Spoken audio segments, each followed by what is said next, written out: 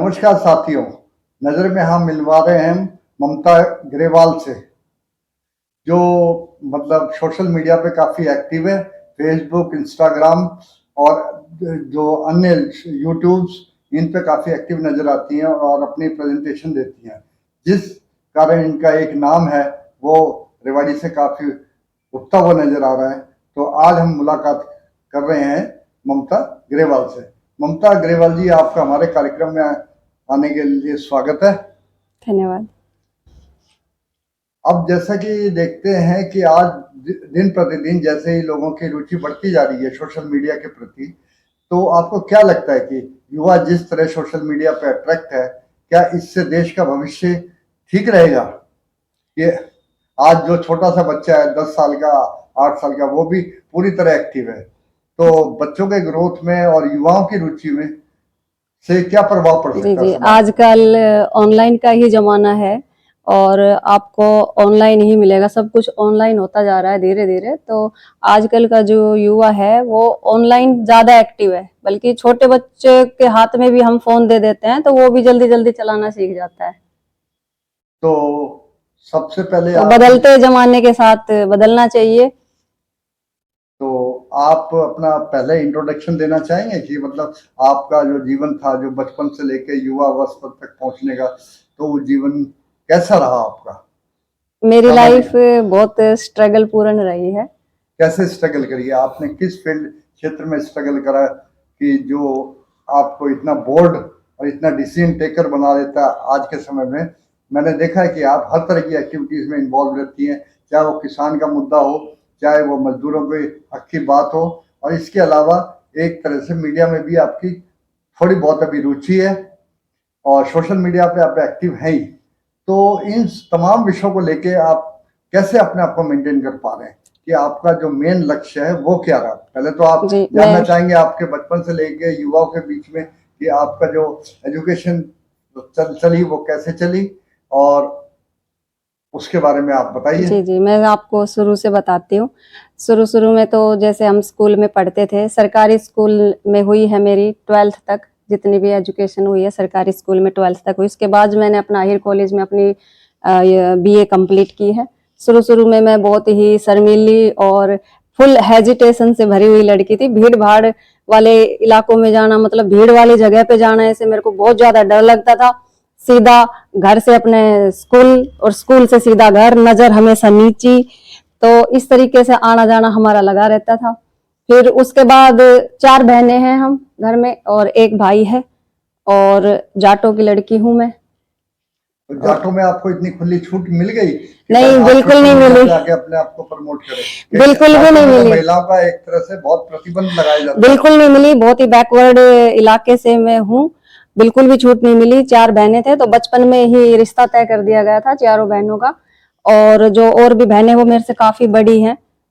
तो उसके बाद धीरे धीरे जो बहनों के साथ ससुराल में अत्याचार हुआ, तो फिर मेरा वहां से पूरा करवा ही दिया था, जो भी होता है तलाक वगैरह सब कुछ करवा दिया था। हम छोटे छोटे बच्चे थे, बल्कि मेरे से छोटी एक बहन और है, उसका भी एक साथ चारों बहनों का रिश्ता कर दिया गया। तो जब अभी जो मैरिज है वो आपकी फर्स्ट मैरिज नहीं है? नहीं, वो फर्स्ट मैरिज नहीं है मेरी। सुनो जी नहीं, बिल्कुल भी नहीं है। फिर घर वाले भाई दबाव दे रहे थे वहीं पे जाने के लिए, और बहनों ने आके मेरे को सारी सच्चाई बता दी थी कि भाई हमें यहाँ पे खुश नहीं रखते, और जिससे भी शादी हुई थी वो बंदा भी ठीक नहीं था। तो फिर मैं, गलत चीजें होती है, मैं गलत चीजों का शुरू से ही विरोध करती आई हूँ। प्यार से समझा लो, मैं कुएं में कूद जाऊंगी। मेरा ये था कि मम्मी पापा मेरे को कुएं में डालेंगे तो मैं कूद जाऊंगी, लेकिन गलत चीजें मेरे से बर्दाश्त नहीं होती। मम्मी पापा ने भी फिर जोर दिया कि भाई, मैंने सोचा कि सच जानते हुए भी मेरे को कुएं के अंदर ढकेला जा रहा है, तो मैंने उस चीज का विरोध किया, मैंने अपना वहां से करवा लिया। मतलब आपका कहने का मतलब ये है कि जो आज की युवा पीढ़ी है वो तो अपने भविष्य के बारे में समझते हैं, लेकिन जो पुरानी प्रथा चली आ रही है कि जो बड़े बुजुर्ग हैं वो अपने बच्चों पे जबरदस्ती रिश्ते, उसके बाद मैंने थोपते हैं, तो हाँ, उससे सहमत नहीं। वो जो एज होती है ना, वो एज बहुत ही डेलिकेट एज होती है। अगर बच्चे को उसकी समझ के अकॉर्डिंग उसको अच्छे से समझा के उसका साथ दिया जाए, अच्छे से उसका मार्गदर्शन किया जाए, तो बंदा गलत लाइन पे बिल्कुल नहीं जाता। मेरा किसी ने भी साथ नहीं दिया, घर वालों ने भी साथ नहीं दिया, तो उसके बिहाफ पे मेरे को पता नहीं चला, मैं भी लव के चक्कर में पड़ गई। तो कितनी चोट तो खाई आपने? मैंने फिर लव के चक्कर में पड़ गई, तो मैंने फिर अपनी मर्जी से मैंने शादी कर ली, और शादी मैंने यादों में कर ली।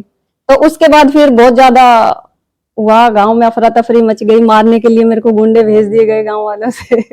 मतलब ये है कि आपने जातिवाद के शिकार आप भी रहे कि मतलब हाँ, आपने अदर कास्ट पे मैरिज पर मेरा घर वालों से लगाव रहा है। मैं हमेशा मिलके रहने में ही मतलब बिलीव करती हूँ, सबसे प्यार के साथ रहना। चाहे घर वालों ने मेरे को कितना भी गालियां दी हो, कितना ही मेरे को प्रॉपर्टी से बेदखल कर दिया गया, मैं अभी तक अटैचमेंट में हूँ, मैंने सबको मना भी लिया है। लेकिन हाँ, मैंने जिससे लव मैरिज की थी ना, वो बंदा बिल्कुल भी ठीक नहीं था, मेरे को मारता पीटता था पीछे। में लव मैरिज करी वो भी ठीक नहीं था? नहीं था, बिल्कुल नहीं था। तो दो इंसिडेंट्स होने के बावजूद भी बिल्कुल आपका वो दर्द है कभी पब्लिक के सामने या हमारे सामने भी नहीं आया, जबकि आपकी हमारी मुलाकात को लगभग 2 महीने से कंटिन्यूसली हो रही है, लेकिन कभी आपने ये एहसास नहीं होने नहीं, दिया? मैं एहसास होने नहीं देती, कुछ फायदा नहीं है ना, लोग मजाक उड़ाते हैं, क्या फायदा बताओ। बीती हुई जिंदगी के बारे में अभी आप पूछ रहे हो, तो मैं आपको सारा सच सच बता रही हूँ। तो अब जैसे कि आपने मॉडलिंग में भी मैंने आपकी कुछ रील देखी, क्या उसके बाद मेरी स्ट्रगल वाली लाइफ शुरू हुई। घर वालों ने जायदाद से बेदखल किया, किसी ने कोई साथ नहीं दिया। वो जो बंदा था उसने भी खूब अत्याचार किए, उसने भी मेरे को घर से निकाला। घर से निकालने के बाद भाई मैंने यहाँ पे HDFC बैंक में नौकरी की अच्छे से। घर पे जाती थी, उसकी मम्मी खाना नहीं देती थी, अदर कास्ट की हूँ, खाना नहीं मिलता था मेरे को मैडम 3-3 4-4 दिन तक। भूखी आ जाती थी, 10 रुपए का जो पैटी समोसा आता था वो खा लेती, चली जाती। कमजोरी आ गई थी बहुत ज्यादा। हस्बैंड था, वो मेरे को जीने नहीं देता था, उसने भी अपने 3-4 चक्कर कहीं और चला लिए थे। मैंने उस बंदे के ये बोला कि हाथ जोड़ रही हूँ, मैं अपने घर नहीं जा सकती, मेरे को अपने घर पे रह लेने दे, तेरे घर पे रहूंगी, तेरे मम्मी पापा की सेवा करूंगी। बोला नहीं, तेरे को पैर की जूती बना के रखूंगा मैं, तो रहना है तो रह, और नहीं रहना तो जा यहाँ से। उसने मेरे को घर से बाहर निकाल दिया। एक बैग के अंदर 4-5 जोड़ी कपड़े, राव तुलाराम स्टेडियम के पास बैठ के रोई कि जाऊं तो जाऊं, कहाँ जाऊं मैं।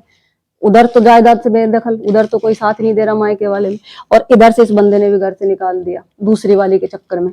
अब जाऊं तो जाऊं, कहाँ जाऊं, बैठ के रोती रही। फिर बाद में थोड़ा दिमाग सेंटर में आया, तब किसी फ्रेंड को फोन लगाया, तब उसने मेरे को हॉस्टल दिलवाया लड़कियों वाला, जॉब में कर रही थी। महीने के बाद उनका हिसाब किया, फिर उस बंदे ने तब भी मेरे को नहीं जीने दिया, रेवाड़ी से भगा दिया मेरे को।